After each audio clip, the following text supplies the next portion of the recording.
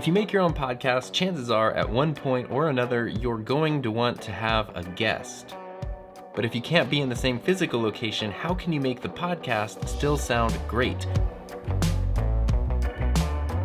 My name is Tom, this is the Enthusiasm Project, and today I want to share with you a technique for making it sound like you're in the same room as a podcast guest when you might be literally on the other side of the planet. Somehow over the past few months, podcasting has become a thing that has taken over a major part of my life. I now have 3 podcasts. I have mine, which is just me, the Enthusiasm Project. I have one with my wife, Heather, which we do on a live stream on her channel every Thursday. It's called The Couples Table. And I have a third one with Peter Lindgren. And of course, even though we wanted to do a podcast together no matter what, the fact that we were able to do it in a way that still sounded great served to only sweeten the deal, because he's from Sweden. I don't think this is a really groundbreaking technique, but it works really great for us. Of course, if you are using a program like Anchor, which I mentioned in a previous video, there are built-in options to bring in guests to your show. But I think there's definitely a quality difference between anything that you're recording over online versus something that you're recording locally. So my setup for this is pretty simple. I'm using the Rodecaster Pro, shocking I know. I've got my Rode Pod mic here, and I've got my headphones. I have the Rodecaster connected to my computer with USB, and then on the Rodecaster, when we're doing the podcast, I have my channel soloed, and then I have Peter's channel, which is the USB channel, soloed and muted. And what that does is it kind of creates this mix-minus situation where I can hear through these headphones my voice and his voice, but the recording on the Rodecaster only picks up my voice. To make the conversations a little easier, we actually just use FaceTime. And so Peter's usually on his iPad and he's recording through his computer, and it's probably gonna be easier. I'm just gonna call him and let him explain how he does this to you. Hello. Hey. So we're talking about podcasting. Do you want to explain what you do on your end so we can do our show? Yeah, all right. So basically what I'm doing here is that I am connecting my Rode NT USB to my computer, and then I'm opening up GarageBand, setting it to like voice recording, and then I keep rolling from there, and then you do all the editing part, and then we just FaceTime all the way through the podcast. Yeah, and it works pretty well. It works amazingly well, actually. So far, we haven't had any issues with the connection, like interrupting or giving any kind of latency. Yeah. So that's cool. Yeah. So even though we're 5,400 miles apart, the end result sounds like we're in the same room. And I'll show you how we do that right now, after this show, that is. So all you need is a way to communicate clearly and then record everybody's voice individually. You could do this with more than 2 people.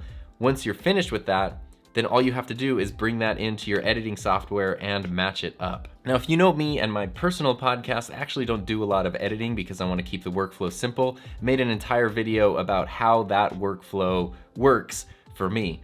For Peter and I have to edit the show because we're 5,400 miles apart, and we want to make it sound like we're 54 inches apart. So this is what our podcast looks like in GarageBand. The only downside to GarageBand is that the audio meters don't have the actual levels written on them. It's just color-coded green, yellow, and red. There's no way to have the actual numbers to tell you what decibel level your levels are at. You have to upgrade to Logic to do that. Of course, Adobe Audition does it as well. Peter just sends over his audio file, usually through Dropbox, and then we have our intro and our outro music that go on the beginning and the end, and then the podcast happens in the middle. So if I mute his track, you'll just hear me. 2013 specifically. And if I mute my track, then you'll just hear Peter. When you think about it, like an iPhone has a...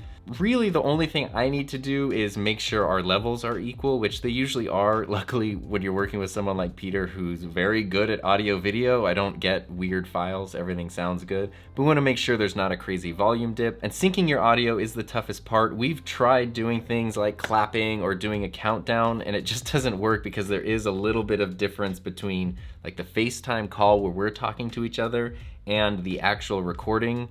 But fortunately, since it is a conversation and good conversations go back and forth, and you can kind of see how it matches up. So, you know, here's Peter talking, here's me talking, Peter and me, and you just sort of align your audio tracks so that it sounds natural. There's not a delayed pause, but you're also not cutting each other off. So here, Peter ends what he's saying, and then I start down here. Now you have a full sensor readout in the A7S III. Yeah, it is crazy because when Canon... And it sounds like we're in the same room. If you're listening to that, if we told you, hey, I traveled to Sweden or Peter came to California, it would sound like we're actually in the same room together. And then usually I just trim off the beginning and end and add in our intro and outro music. So I just fade that at the beginning. We don't have a very fancy intro. I just play the song. And then as it goes, the song just kind of fades out. All right, so those of you who listened to our previous... And then the show starts. And then the ending is just the opposite of that. The song kind of fades in. Get some rest and enjoy your whiskey, and we will talk. This was a fun episode. Whiskey time! And then the song comes in and fades out because it is the end of the show. And GarageBand does have this little selector, and this is going to tell you which part of your timeline is active. So when you go to export your file, which part is actually going to be exported.